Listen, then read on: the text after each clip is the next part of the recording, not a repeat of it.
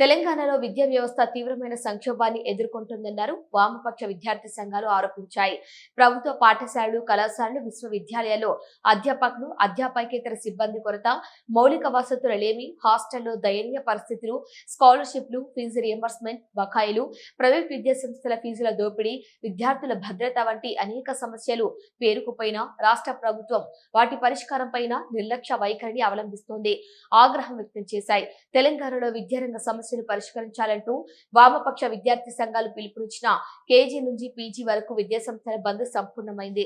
తెలంగాణ చౌక్ నుండి బైక్ ర్యాలీతో ప్రభుత్వ విద్యా సంస్థల బంద్ లో భాగస్వామ్యం చేసేందుకు వెళ్తున్న ఏఐఎస్ఎఫ్, ఎస్ఎఫ్ఐ, పీడీఎస్యు, ఏఐఎస్బి, ఏఐఎఫ్డిఎస్ నాయకులను పోలీసులు అడ్డుకున్నారు. వారిని అదుపులోకి తీసుకుని పోలీస్ ట్రైనింగ్ సెంటర్ కు తరలించారు. ఈ సందర్భంగా విద్యార్థి సంఘాల నాయకులు మాట్లాడుతూ రాష్ట్రంలో ప్రభుత్వ విద్యను పరిరక్షించాలని, విద్యార్థుల న్యాయమైన సమస్యను పరిష్కరించాలని డిమాండ్ చేశారు. విద్యారంగాన్ని నిర్వీర్యం చేసే విధానాలను ఉపసంహరించుకోవాలన్నారు. ఇప్పటికైనా పాలకులు స్పందించి విద్యారంగంలో నెలకొన్న సమస్యను పరిష్కరించాలని డిమాండ్ చేశారు.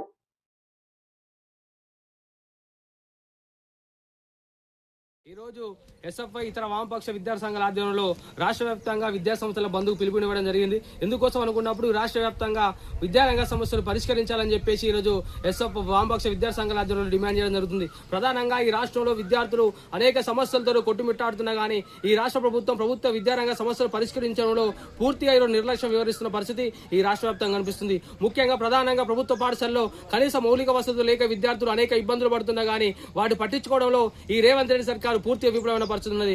ఈరోజు విద్యార్థులకు అల్పాహారం అందిస్తా అని చెప్పిన రేవంత్ రెడ్డి సర్కారు ఇక్కడ కూడా ఇప్పటి వరకు కూడా నాణ్యమైన భోజనం ఈ రోజు అందించలేకుండా ఈరోజు ఉన్న పరిస్థితి ఉన్నది.